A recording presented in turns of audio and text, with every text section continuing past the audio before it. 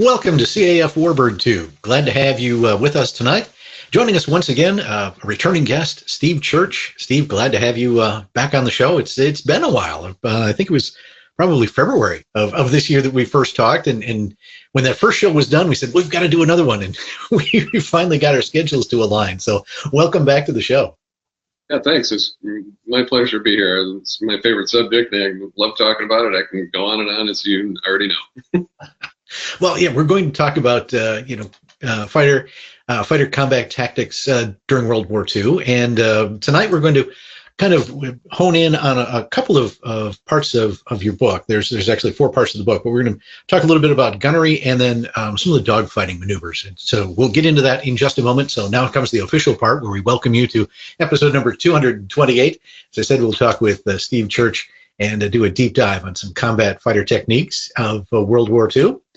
Now, whether you're joining us for the very first time or you're a loyal Warbird Tube fan, we are thrilled to have you with us tonight. And if you would do us a favor, if you like the show, please share the word across your favorite social media platforms.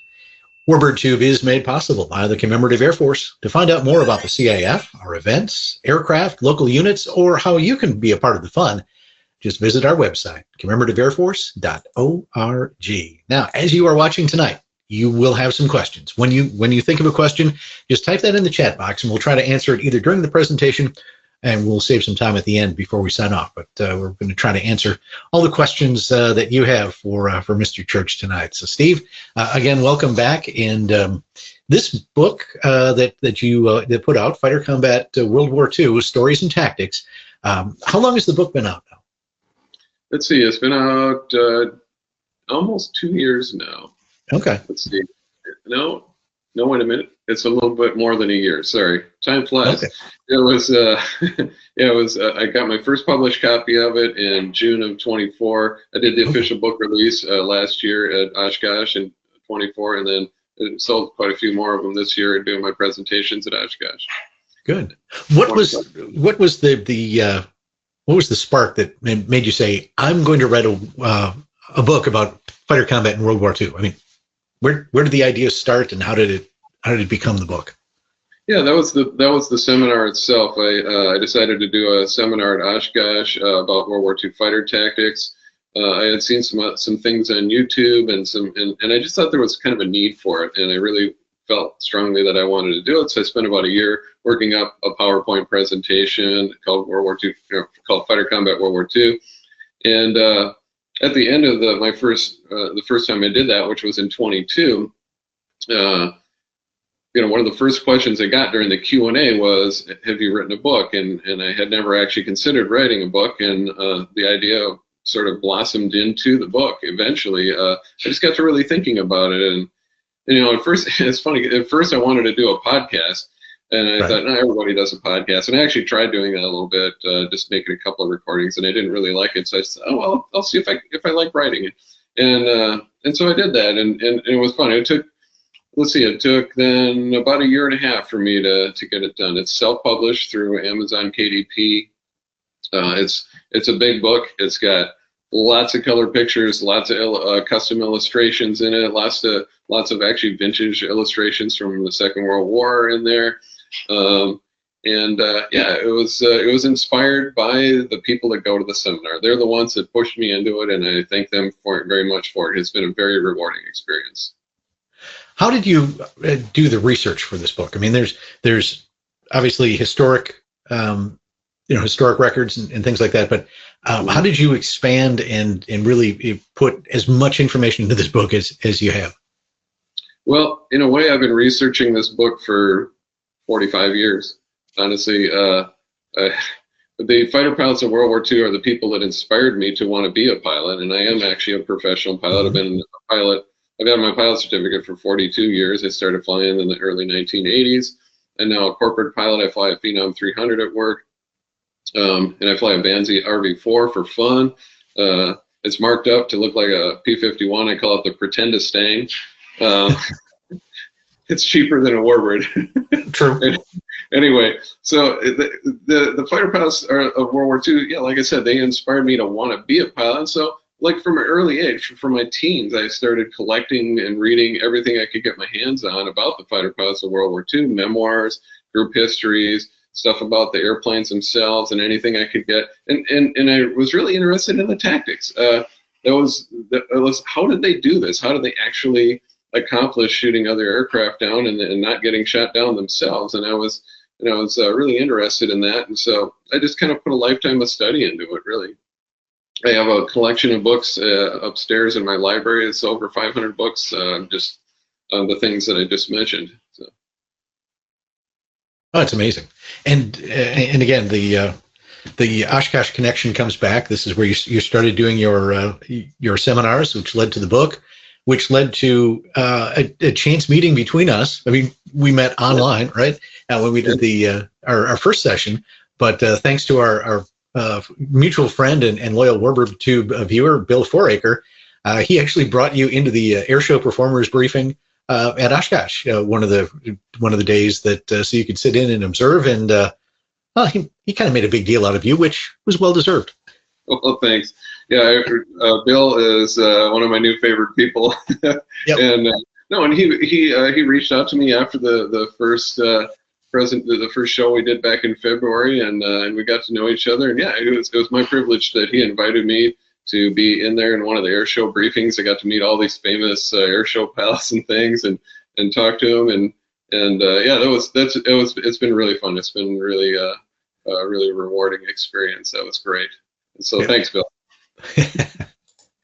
Well, let's talk about World War II and the fighter combat techniques. One of the sections in your book is on gunnery, and we sort of touched on that a little bit in our previous episode, but let's maybe dive in a little more on the aspect of aerial gunnery. Mm-hmm. Yeah, well, it was, it's fundamental. That was the only weapons they basically had in the Second World War. There were some air-to-air rockets that were developed. They were mostly developed for shooting down bombers rather than fighters.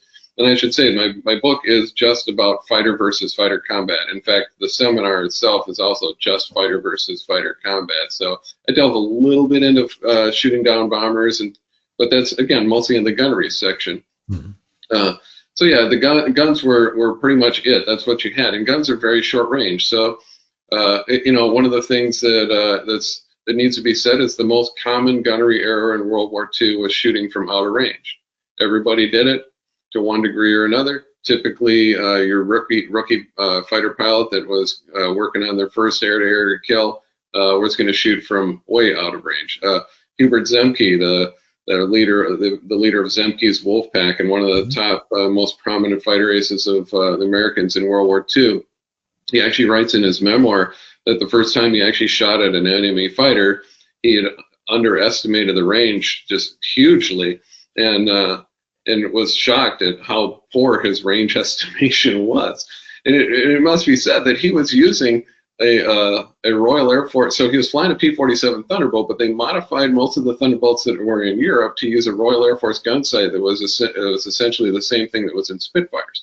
And this thing had what was called range bars. These bars you could adjust to show exactly when you're in range, and when the wingspan of the enemy plane tipped the edges of the range bar, you knew you were in range. He had one of those. He was looking right at it, and he didn't use it because he was so wound up in his first combat. It's just human nature. He screwed it up and he shot from out of range. And so that was the most common gunnery error in World War II. Gunnery training. As you're talking about range, I mean, we've all seen the movies and everything else, but what really was the effective range for air-to-air combat? I mean, yeah. Well, a lot of the ranges that are in my head are expressed in yards because it's sort of an Army Air Force and Royal Air Force standard measurement that was used during the war. 500 yards would have been a long shot. 300 yards or about 1,000 feet-ish, was considered to be a little bit closer to optimum. But a lot of people were emphasizing point-blank range shooting. We've talked about Eric Hartman was one of the prolific users of point-blank range shooting. Joe Foss. There were several Battle of Britain aces. There was just a ton of people that were using point-blank range shooting because it was more effective. It's just easier to hit something when you're closer to it, But 500 to 1,500 feet, if you want to talk about feet. 500 to 1,500 feet was kind of the envelope, and which is really close. You know, how many, you know, if you're a pilot, how many times, if you got within 500 to 1,500 feet of another aircraft, it would be a really alarming, you know? Yeah. It would fill up your whole windshield practically. You'd be just startled. But that's how close they had to get to use their guns. And that very fact that that is so close is one of the reasons that people shot out of range a lot. And used up ammunition before before they needed to. Yeah, using ammunition, you know, that firing from out of range did cause a lot of wastage of ammunition. And you know, you mentioned the movies just a minute ago. Yep. One of the things that's basically never portrayed accurately in the movies is how much ammunition these guys actually had. Yep. It wasn't that much. Well, this right down in the center there, the Spitfire Mark I. That thing had about 15 seconds of continuous firepower. That gave you 5 3-second bursts, let's say, and then you're done. You're out of ammo. You might as well fly home because you're just flying around in an unarmed fighter. Now, just to the left of it there, the Messerschmitt 109E, it had its main armament was 20 millimeter cannon that were out in the wings. Mm-hmm. Those things had 6 seconds of firepower. 6 seconds. That's it. So what's that? 3 2-second bursts, you know? Amazingly, there was a German guy that managed to shoot down 4 Hawker Hurricanes with that load of ammo. Yeah. So he was very efficient with his use of ammo, and he was firing from very close too. And those losses are actually recognized by the British. So there was 501 Squadron, and they lost 4 Hawker Hurricanes very quickly to that one guy.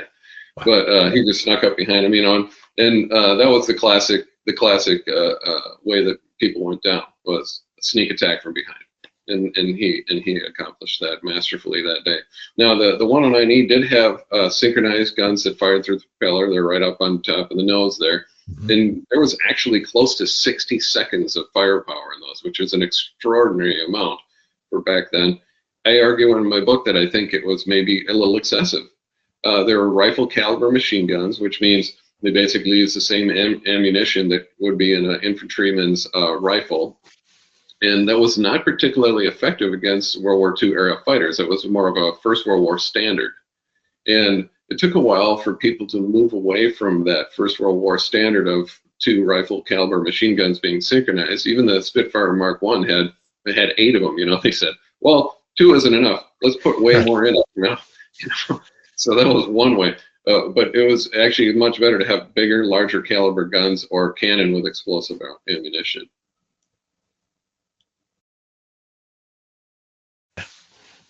Very interesting. And again, as we draw the parallel to the movies, you just see, you know, from the in-cockpit shot, the guy hanging on, squeezing the trigger, and, you know, 2 minutes worth of ammunition.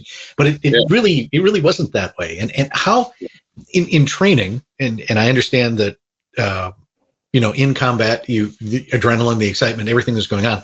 But how were they trained to use that ammunition discipline, or was it just catch as catch can? Well, it was mostly what the latter thing you said.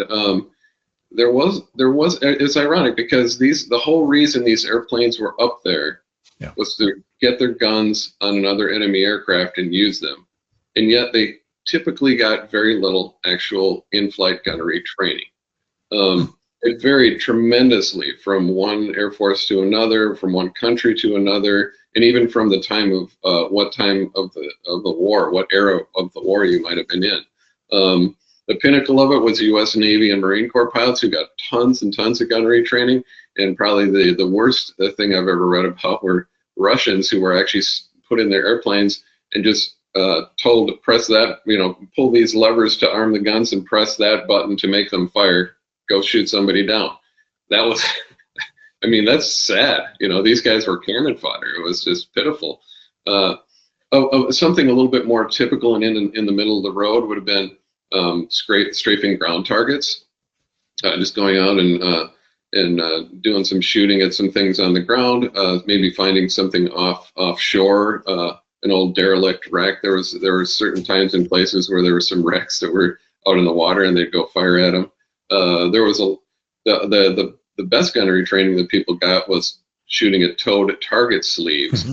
There was a certain amount of that. Everybody tried to do at least some of that, but sometimes there wasn't enough spare ammunition for it, enough spare time. There was a rush to get people into combat, so a lot of times they didn't have the opportunity to do that. But if you could, that was about as close as you could get to actual. You're actually up there firing your guns and pointing them at a moving target in flight. So that's pretty much the epitome of what they could do back then. Yeah. So you said that the gunnery training changed throughout the war. How did it?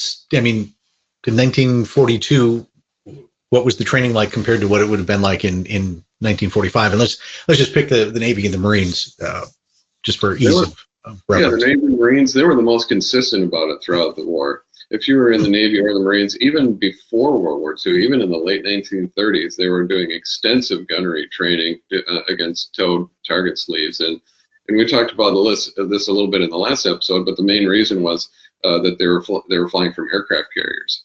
And if you're, it only takes one airplane. It could be just as little as one airplane to ruin the whole flight deck of an aircraft carrier. And the person protecting your aircraft carrier from getting destroyed could be the worst shot in the whole squadron, just by luck of the draw. So their average gunnery skill had to be pretty exceptional to be able to be effective in their first combats. So they did a lot of shooting against towed target sleeves. I was reading Gabreski's memoir, and he was based in Hawaii before World War II, and in fact he was there on Pearl Harbor Day, and there was a great deal of envy they had for the Navy pilots because they were going out and getting all this gunnery training, and these Army Air Force guys just weren't, and it just was not as much of a priority for them, for the commanders of the Army Air Force. They didn't put as much emphasis on it. And so these guys just had to pay the price and basically do on-the-job training, you might say. Well, it's interesting, and something I hadn't thought of before, but you're right. The aircraft carrier could be protected by the squadron's worst shot, so you want everyone to be as good as they possibly can be before deploying. And an interesting observation from the Naval Command as well, that was a weak spot as far as carrier defense goes. Considering that aircraft carriers are relatively new technology at the beginning of World War II. Yeah, they had the amazing foresight to realize the vulnerability of these things and realize what they had to do to train people to defend them. There were a lot of pamphlets and books and not full-size books, but mostly pamphlets and brochures that they came out with that were used to help train people with gunnery as well. And in fact, you can see in a lot of fighter pilot ready rooms, you'll see, if you see a photograph back in the war, you'll see photographs on the wall or little segments of the training manuals, the things that they wanted to emphasize the most. In my book, in fact, I have a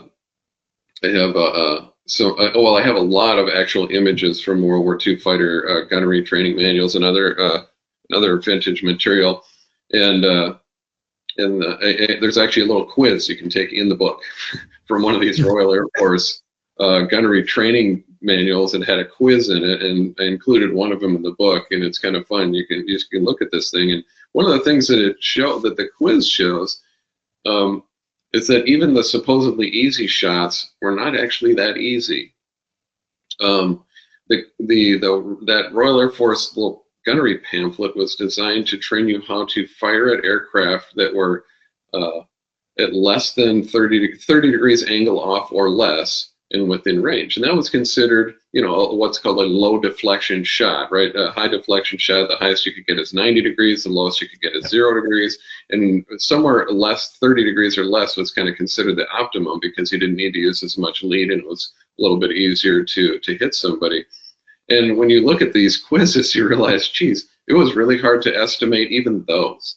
One of the things that it shows you is that if you were as little as 5 degrees angle off, you could not put the pipper directly on the target and expect to get hits unless you were at really close range. And that was one of the reasons they emphasized close range shooting. But you can see a lot of gun camera film from World War II where guys are blasting away at somebody and they're not getting hits, and you're thinking, why is that? And usually if you look closely, you can see that there's just a little bit of angle off. They're not quite directly behind. You had to be exactly directly behind.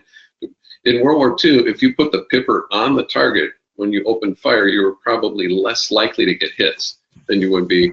Today that's how you do it. You put the pipper right on the target because it computes the lead for you. But in World War II, you had to figure that out yourself. Yeah, because the gun sight reticle was fixed. It was fixed in space, and so you had to estimate everything. Essentially, you had to estimate range and deflection and all this stuff. It was considerably more difficult. They eventually did actually develop what they called a lead computing gun sight. It wasn't a computer. It was a carefully calibrated analog device, but it could actually calculate deflection and give you really accurate shots. And the U.S. it was actually developed by the British, and then the U.S. got licensed copies of the thing. We called it the K-14. It's what the Army Air Force called it. And those things were practically magical. There's a lot of combat reports where the guys, the first time they ever used one in combat, they're just full of accolades about it because it's just so devastatingly effective. And one of the things it did is it took the average gunnery skill of your average U.S. and Royal Air Force fighter pilot and made it as good as the top experts, the best people and you could pull off high deflection shots with it. There's actually a story in my book of a guy named I'm not very good at German, but I'm going to try to say his name correctly. His name was Alfred Grzelowski. And he was one of the top German aces on the Eastern Front. He was at this time flying on the Western Front. I think it was August of '44. And the guy that was shooting at him just happened to be Hubert Zemke himself, who was at that time flying a P-51, and he was using one of those K-14 sights. And it was a very long range, high angle off shot. And Grzelowski's looking back over his shoulder and thinking, no way is that guy going to hit me. And then all of a sudden, 50 caliber bullets are raining all over him, and he got shot down. And he just thought it was a lucky shot. Well, it wasn't luck. It was the K-14 sight. Yeah. Mike Hurd, one of our viewers tonight, was the neglect of gunnery training by the Army Air Forces possibly due in part to the bomber mafia, or the emphasis on bombers versus fighters? That's exactly right. Yes, it is. Okay. The bomber mafia, in fact, those are that's where all the emphasis was going in the Army Air Force pre-war and early on in the war. In fact, it's really interesting. The Ira Aker and the rest of the bomber mafia. Ira Aker actually said out loud several times in 1942 and early 43 that not only could the 8th Air Force B-17s and B-24s defend themselves without any fighter escort, but that they would be superior to fighters in shooting down enemy fighters, that they would literally be able to establish air superiority on their own. Seems kind of crazy today, but that's what they were asserting at the time. They unfortunately turned out to be really very badly wrong about that. But yeah, that kind of shows you right there where they were putting their emphasis, and that's why there was very little emphasis on gunnery training. We're not going to need these guys anyway. It was almost the attitude, you might say, and almost the failure of the bombers.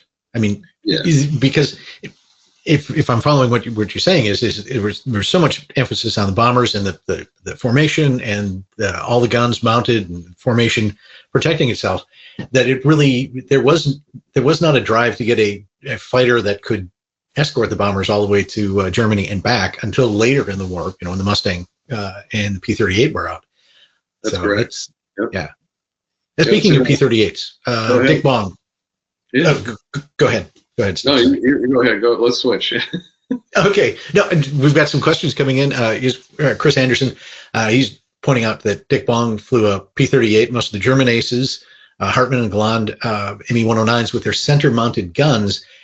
Was that part of their success versus the fuselage mounted guns on other aircraft? Yeah, the fuselage-mounted guns that were, like, for instance, the Messerschmitt 109, everything was very centralized. That was a very big advantage for gunnery, yeah. If you had wing-mounted guns, you could put a lot more of them on there, You could put a lot of ammunition on there because you weren't trying to stuff the ammunition in around the engine compartment and things like that. But it was a little bit more of a scatter effect. There was most of the time the wing-mounted guns were not concentrated in one little spot. They were set up to have kind of more of a they call it pattern harmonization.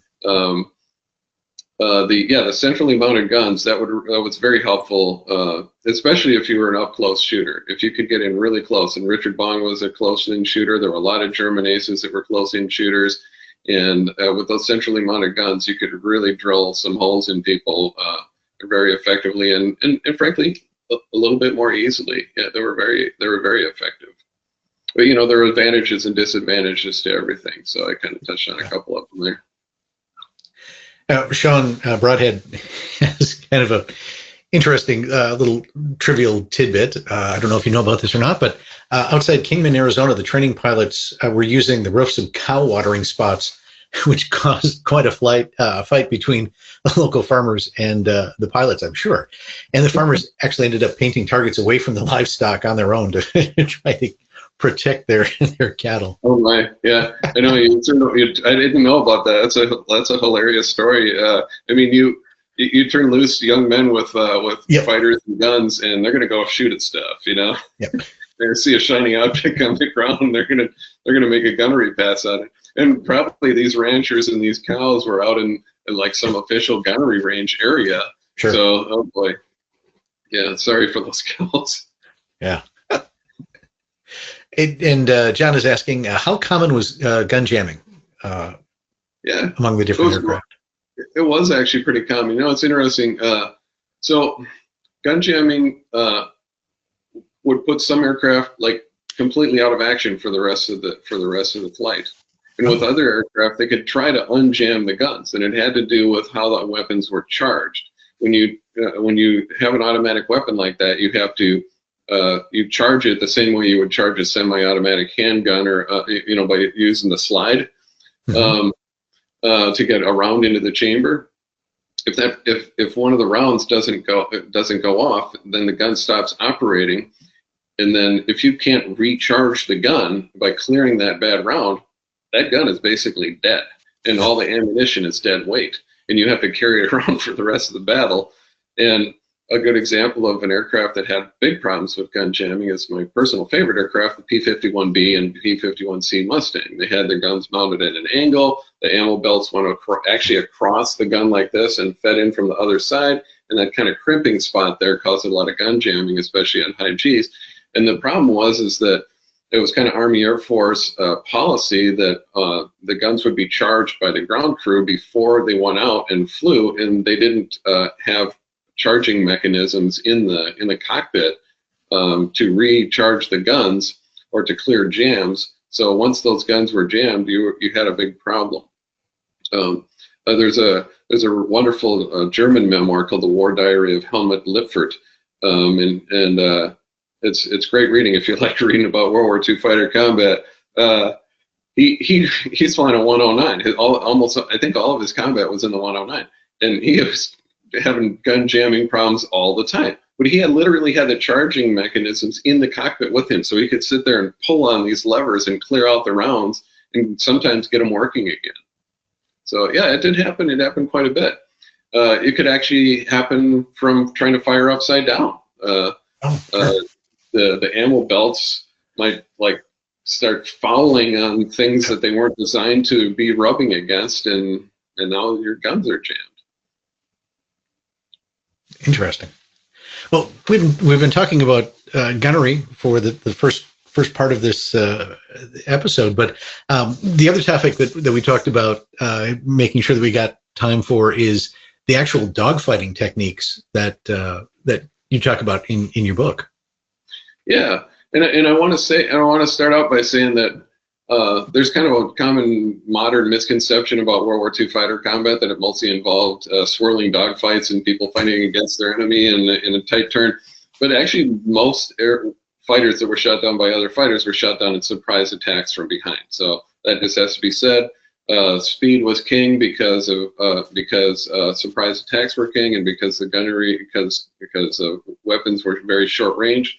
But yeah, when it came to dogfighting, there was a ton of dogfighting that did happen. Some of it got to be pretty crazy. And one thing that's important to know is there was very little formal dogfighting training that happened during World War II. Like one of the things I do in the book is I'll take dogfighting concepts and there's a term called BFM now, basic fighter maneuvers. That's like a 1950s or 1960s vintage term. It wasn't a thing in World War II. People were doing a lot of the things that are now considered BFM, but they weren't formally taught. They weren't codified. The terminology wasn't codified. Most of the dogfighting training was going out and flying against your buddies in the same squadron, flying the same kind of airplanes, and just seeing what would happen. And frankly, there were some guys that got really, really good at it, and there were other guys that were getting flogged all the time, and never quite got good at it. But even some of them became fighter aces because hit and run attacks. But I think the most common dogfight in World War II, because I've read hundreds of memoirs and thousands of combat reports, the most common dogfight was what we now call a two-circle fight, which is also known as nose-to-tail maneuvering, where two airplanes are following each other around in a circle like that. And during World War II, it was often called a Luftberry dogfight. At least Americans often called it a Luftberry, because it looked something like a World War I tactic called the Luftberry circle. In a Luftberry circle, you have friendly planes following each other around in a circle as a defensive maneuver. And if somebody tries to attack the circle, they're going to get right in front of whoever's behind the person in the circle that they're attacking. Now, that was a defensive maneuver. It wasn't used a lot, but it was used once in a while. But when you have two people going around, or a whole bunch of them maybe going around and it's swirling around in a dogfight, it looks like a Luftberry, so they often call it a Luftberry. So you were mentioning that most of the attacks are attacks from behind, out of the sun, whatever. But there were some major dogfights with multiple aircraft mixing it up in Europe, for sure. Especially in Europe. And, it's funny, when I think about the Spitfire, I think, oh, highly maneuverable aircraft. They must have been in a ton of dogfights. Well, they actually were in less dogfights because the Germans figured out that you don't dogfight against a Spitfire. Right. So the Spitfire pilots had spent a lot of time doing hit and run attacks because nobody was going to dogfight with them. They early on in the war, in 1940 especially, Battle of France. There was a lot of dogfighting against Hawker Hurricanes in the Battle of France. Over Dunkirk, there was a ton of dogfighting, but slowly but surely, it mostly happened kind of during the Battle of Britain. The Germans started kind of avoiding dogfighting with Spitfires and Hurricanes because they just knew it wasn't going to work out very well most of the time. So when you get to Europe, now you get to the P-51 and the Messerschmitt 109G and the FW-190, some of the later models of it. And there was a heck of a lot of dogfighting that went on. Now, one of the legends of the P-51 is that it could always outturn and outmaneuver a 109 or a 190. But if that was true, then why was there so much dogfighting going on? It was because they were actually fairly close to each other in maneuverability capability that all that dogfighting occurred. And I actually have a rather lengthy chapter in my book called Mustangs versus Messerschmitts and Focke-Wulfs. And I talk about how, and I give examples of people quickly outmaneuvering a Messerschmitt 109 or an FW-190, getting completely stalemated by one, and or getting outmaneuvered by one while flying P-51s. And all of it is just, the conclusion that I draw the reader to is that it had a lot more to do with pilot capability than it did aircraft capability. And this is one of the things that I emphasize in my seminar, and I emphasize it in the book. It's the pilots won dogfights, not airplanes. Right. Okay. What were the qualities, if there were any common qualities, between the effective dogfighting pilots and those who were not as successful? I think the most important quality was experience. If you had a lot of dogfighting experience before you got into combat, you were gonna do a lot better. And there were, frankly, times and places where people got zero dogfighting training before they went into combat. And how do you think they're going to do against somebody like, for instance, in my book, I give the example of David McCampbell. David McCampbell was the top U.S. Navy fighter ace of World War II. And you think of the Pacific and you think of Hellcats shooting down Zeros, and it's mostly going to be hit and run surprise attacks and using their speed advantage to close into guns range. But McCampbell was a pre-World War II fighter pilot, and he did a heck of a lot of dogfighting in biplanes and Wildcats and other stuff like that before he ever went to combat. So he was really, really a good stick at it because he had a ton of experience. And there's an example that I found in one of his combat reports where he takes on one of the most highly maneuverable Japanese fighters that was out there in World War II, the Ki-27. Some people call it the Ki-27. And he beat that thing one versus one in a dogfight. Okay, and he did that because he was just a way better fighter pilot than the rookie that he ended up going up against. In that case, it was a one circle fight, which is nose to nose. He got into a flat scissors with this thing, which again would have been an advantage to the Ki-27 pilot. Or they called the Nate. The Allied codename was the Nate. But he managed to outmaneuver this guy and shoot him down. Now, after that happened, he found another one of these things, and he took that one on in a one-on-one dogfight, and he immediately started getting his butt kicked. And so he used his, his tactical advantage of his diving speed, and he bugged out. He just picked the right moment and got out of there and basically ran away to fight another day, you know. And of course, that emphasizes one of the reasons that speed was such a huge factor for fighters in World War II. The fastest fighters were always dominant for reasons like that. But yeah, so if you just had a lot more training, that was the main thing. Anyway, go ahead. No, I was just going to say that I mean, with the and it does come down to, as you mentioned, it's not necessarily the machine; it's the person flying it and their experience and things. And I know it's been quoted time and time again about Chuck Yeager and his eyesight being 2010 or whatever, and myth, legend, whatever. I mean, does that play into it, or is it more, as if you talked about, the experience and the ability to kind of take things you've learned previously and put them into the combat situation? Yeah, well, eyesight was huge. It played a major factor, and there were a lot.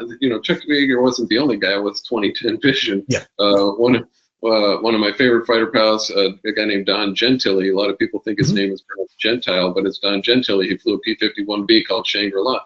Yeah. He could read the bottom line of the eye chart, which was the 2010 line, and the manufacturer's name below it, which was smaller than the 2010 lettering.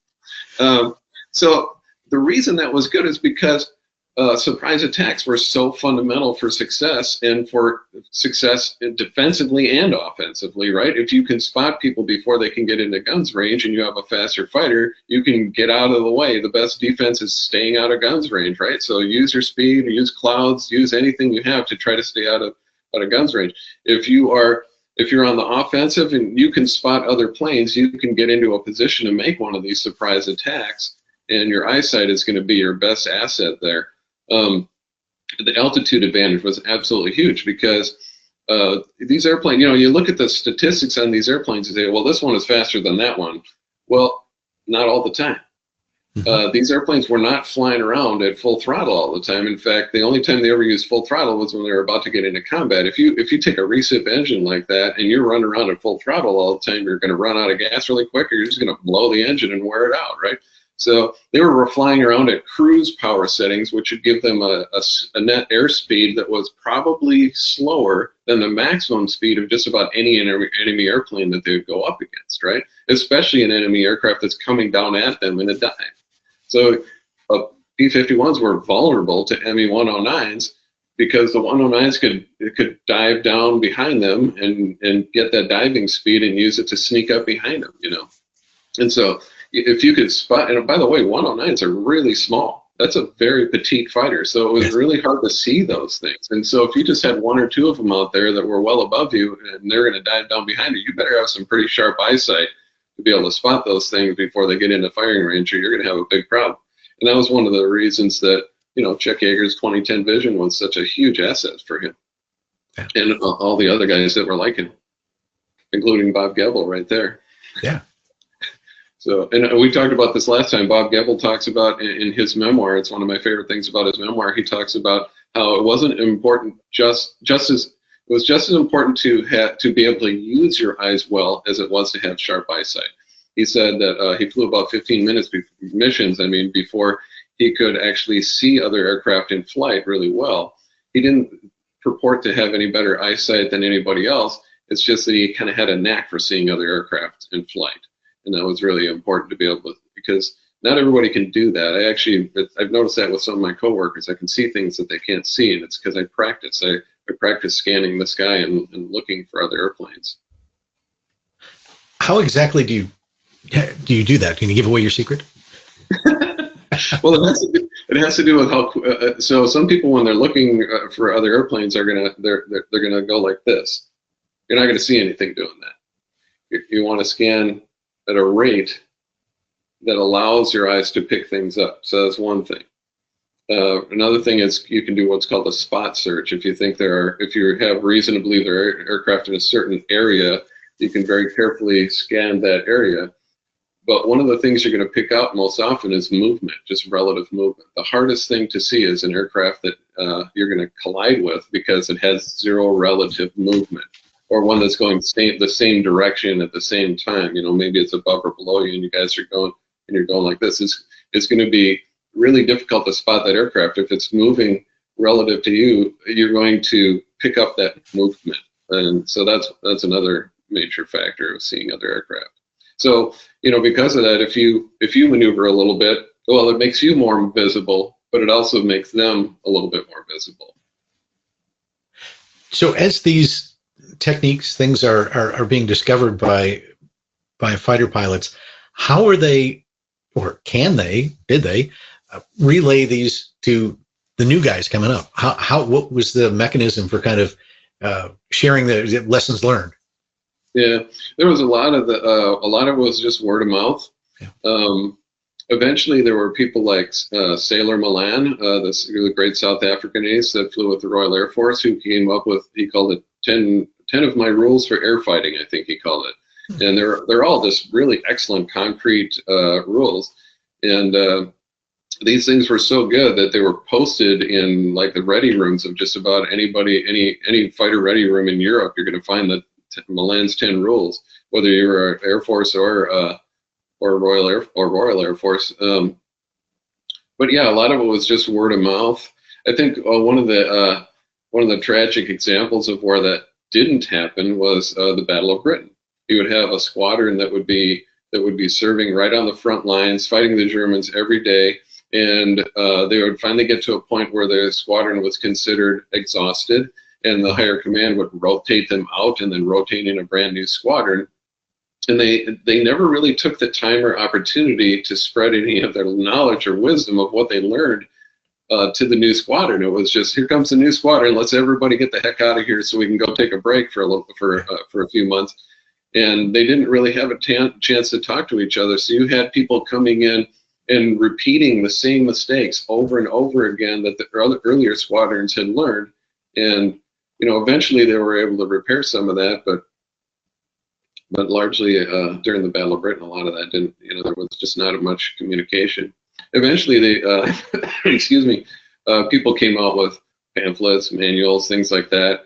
There were actually training movies that came out. You know, these days we call them videos. Yeah. But yeah, Jimmy Thatch, the great Navy ace that they named the Thatch Weave after. He developed the Thatch Weave. He did not name it himself. Jimmy Flatley named it the Thatch Weave. He came out with a ton of training videos, or movies, and pamphlets and stuff, and those were all very important. And another thing that happened is, especially on the Allied side, a lot of veterans that had been pulled out of combat because their tour expired would go to training bases and spread their knowledge and their experience. So that was very important as well. Yeah. You also mentioned earlier on about the posters. We've seen lots of vintage, posters about keep your head on a swivel or whatever. But those are kind of an important, even though they're a little corny, they were an important way to at least share some of the basic techniques with those coming up.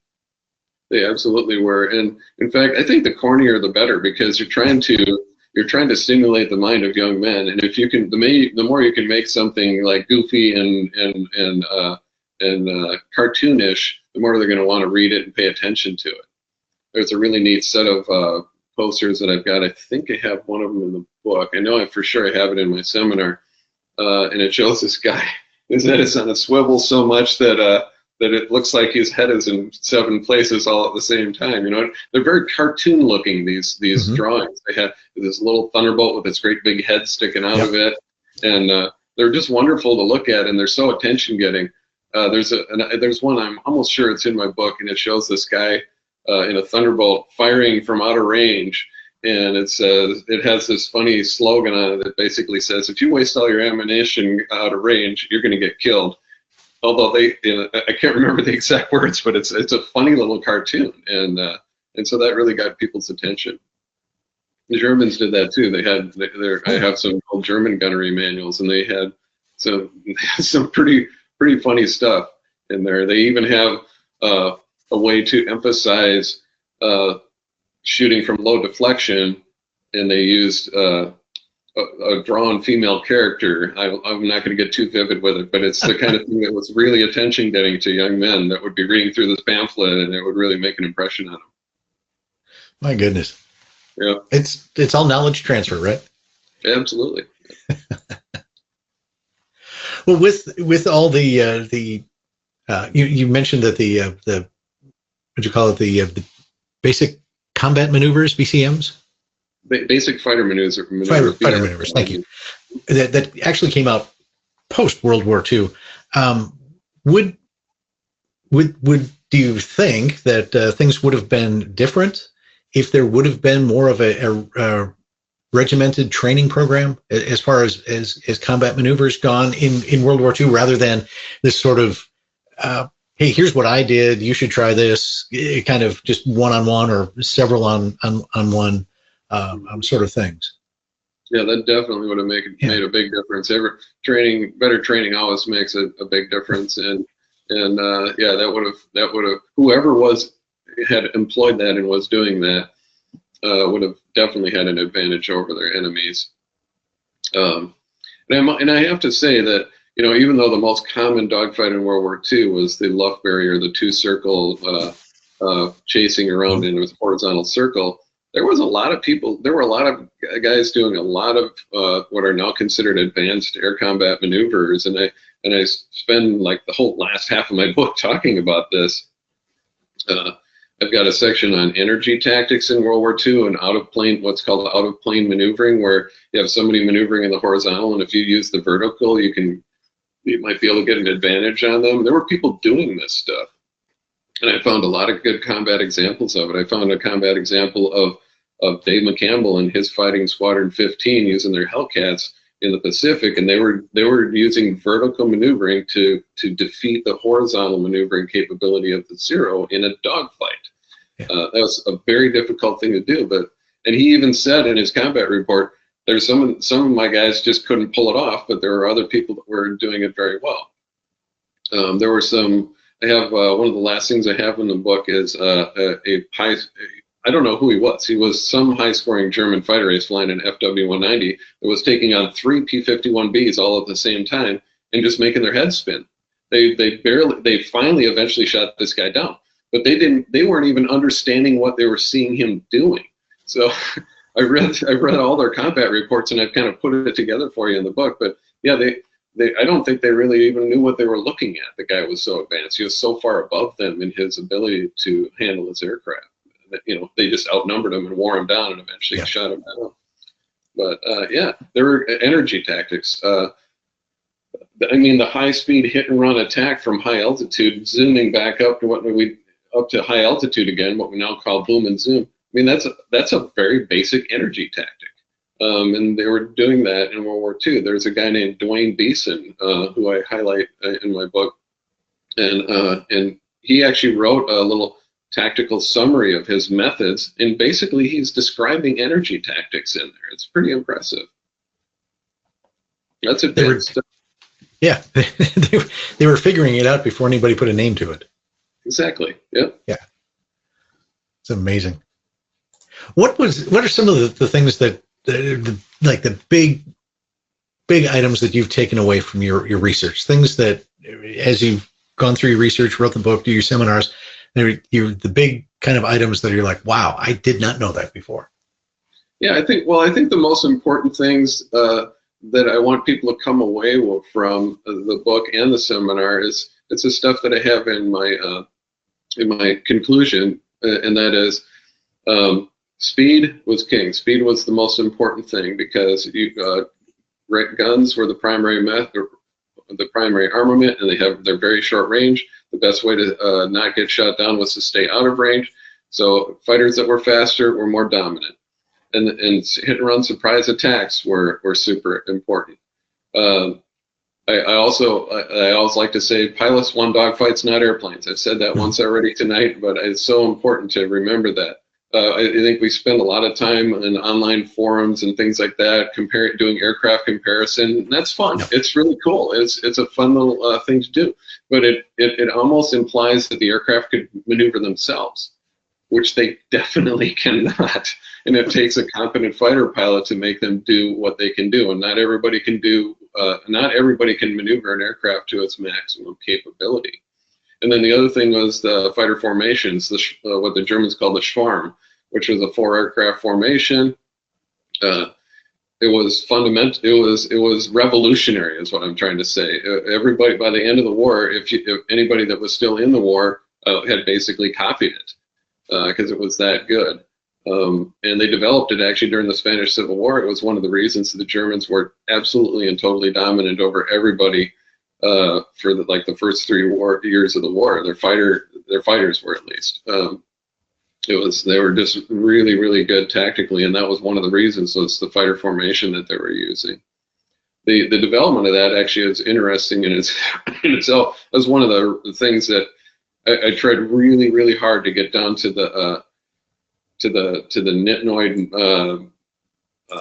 origin of the Schwarm and how it actually happened, and because a guy named Werner Milders, this top German fighter ace, is usually given credit for developing the Schwarm, and he really did, but he didn't initiate it. It actually initiated a little bit before he got to Spain with a guy named Gunther Lutzow and another guy whose name I can't remember.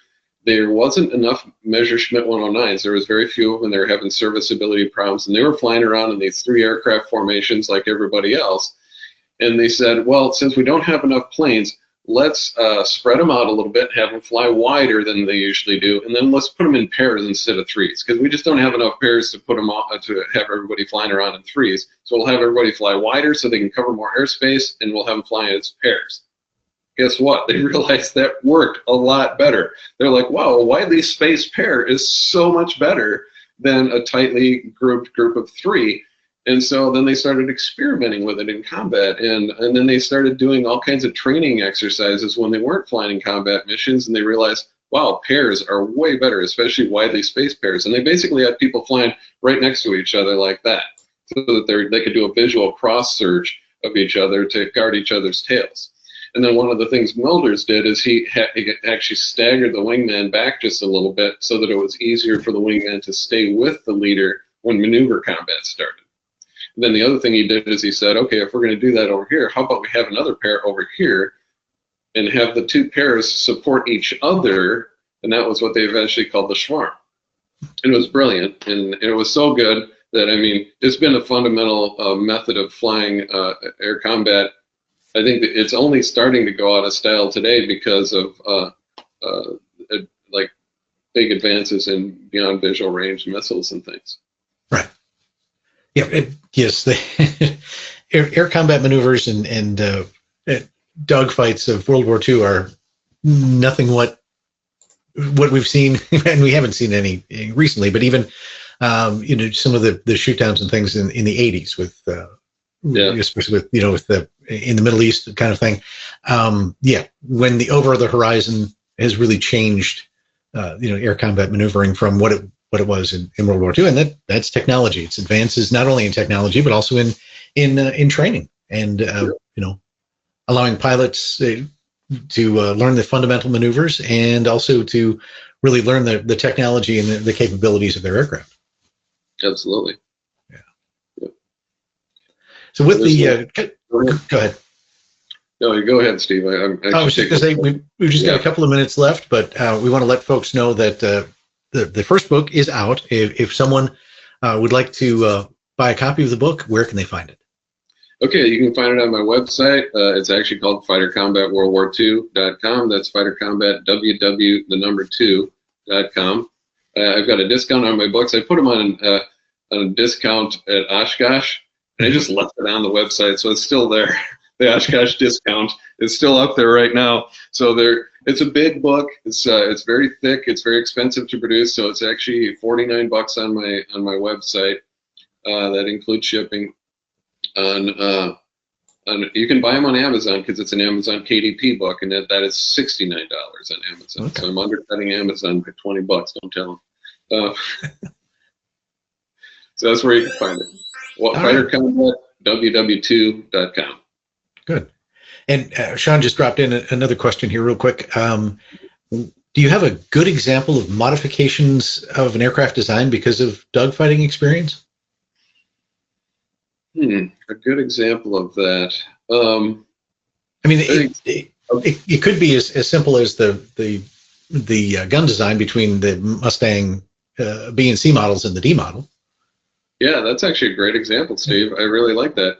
Yeah, they realized that they were jamming their guns in high G turns, and so they got a lot of feedback at North American Aviation, and they set the guns upright in the P-51D, which we see right there on the screen. That's a great example right there. It really took away a lot of the gun jamming problems that they had. There were actually some field modifications they did to the P-51B and C to eliminate gun jams as well, but the true answer was to reconfigure the guns. Any other aircraft that you can think of that maybe? Yeah, I mean, it's hard to think of aircraft that are evolving towards dogfighting because the emphasis of almost all fighter design was speed. If they were evolving, it was almost always to make them go faster and faster and faster because speed was so dominant. I will say this, the Japanese did some, when I said almost all fighter planes were designed to go faster, the early war Japanese airplanes were designed to be as maneuverable as possible. And they did a lot of, I think some of their experience in the war they did against China caused them to evolve their aircraft towards the maneuverability thing. I talk about that in the book too. I think the conclusions they drew from China, their experience in China, were incorrect because they had, interestingly enough, not only did they have the most maneuverable fighters, they also had the fastest ones, so they could force other people into situations where they had to defend themselves by dogfighting. So then they did a lot of dogfighting, right? So.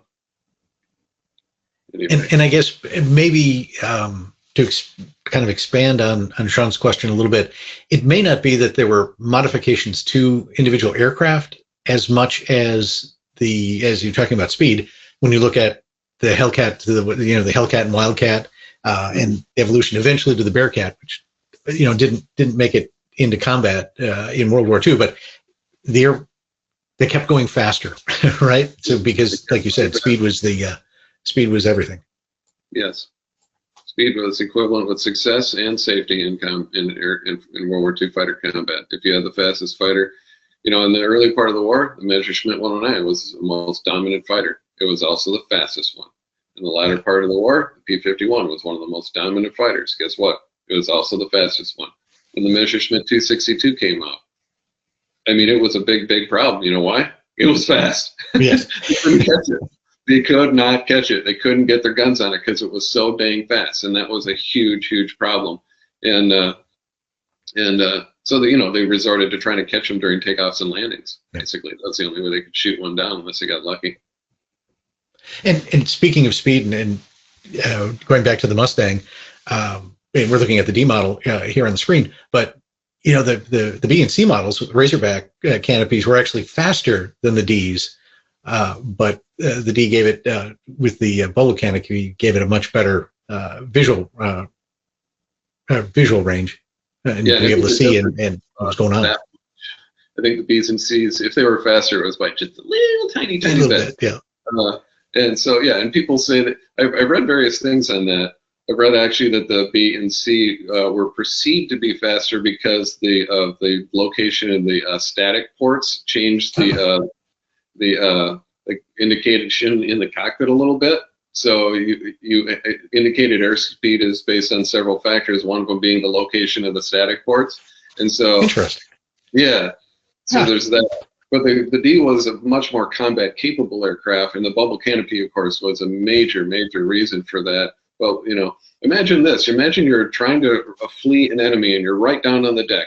And it's hard enough at 400, 350, 400 miles an hour to dodge hills, trees, power lines, everything else. But now there's somebody behind it. You have to be looking back there all the time to see where they are. Are they closing with you? Are they getting a little farther away? Are you outrunning them? Are they just about to shoot, so you need to take some evasive action? And you're trying to divide your attention between, smashing into things and not getting gunned. That is a really high demanding situation. And if you don't have a bubble canopy, it's all the harder to do that. And plus, it causes you to weave a little bit to get a good look behind, which slows you down. And if you can look straight back with that bubble canopy, that's going to be a big advantage right there. Not to mention, when a dogfight starts, your opponent is there. They're not here most of the time. A lot of times they're way back there, and having that bubble canopy and being able to look behind you in a dogfight is a big advantage. Definitely. Well, we mentioned your book, and we also want to let folks in on the fact that another book is in the works. Is that correct? Yeah, I had so much fun doing the first one, I decided to do another one. It's kind of my hobby now. I fly airplanes for a living, and I spend a lot of time in pilot lounges. And in fact, most of the first book was written in pilot lounges around the nation. Me sitting on a laptop. I'm working on a book right now. I call it Eagles: 3 Men in the Race to Become America's Top Fighter Ace, and it focuses on my original 3 aviation inspirations: Don Gentile, Johnny Godfrey, and Dwayne Beeson of the 4th Fighter Group. They were also 2 out of the 3 of them are also in the Eagle squadrons, and that's why I call the book Eagles, because the 4th Fighter Group called themselves the Eagles way before the rock band did. And it was because of their lineage coming from the Eagle squadrons, and a lot of them did. Even Johnny Godfrey, he wasn't a member of the Eagle squadrons, but he almost was. It's basically the Eagle squadrons were disbanded by the time he got assigned to a squadron. But he did all of his training with the Royal Air Force, or the Royal Canadian Air Force in his case. So yeah, I'm having a lot of fun with it. There's a lot of stuff out there about the 4th Fighter Group. I find a lot of it is just antiseptic statements of facts and dates and things like that. And what I'm trying to do is create a real fun narrative, a story to tell about these guys. And I'm trying to also put the reader in the cockpit, so that when I'm describing a dogfight, I want you to feel like you're in there flying that airplane with them. So it's a lot of fun trying to create it. I'm hoping to find a mainline publisher this time instead of self-publishing. So that's another project for me, is to write a book proposal and see if I can get somebody to notice this thing. But yeah, I'm just having a lot of fun with it, and I hope to come out with it hopefully sometime within the next year. But if I do find the mainline publisher, I've been told it takes a little while. Yeah. So.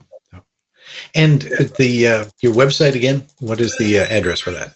It is fightercombat.ww2.com. Very good. Steve Church, it was always a pleasure to have you on the show, and it was also fun to meet you at Oshkosh in person this year, so that was good. And again, we appreciate you sharing your expertise with our audience, and we'll look forward to talking again in the future. Thanks. This was fun. All right. And thank you for joining us on this episode. And as always, if you have any thoughts on tonight's show or anything else you'd like us to cover, just drop us a note at media@cafhq.org. And please, if you would sign up and subscribe on YouTube, we appreciate that. We have an ever-growing list of subscribers, and we appreciate each and every one of you. And if you do subscribe, make sure you click that bell icon so you get notifications when our new episodes are posted online. Until next time, for the Commemorative Air Force, I'm Steve Buss. Have a great night.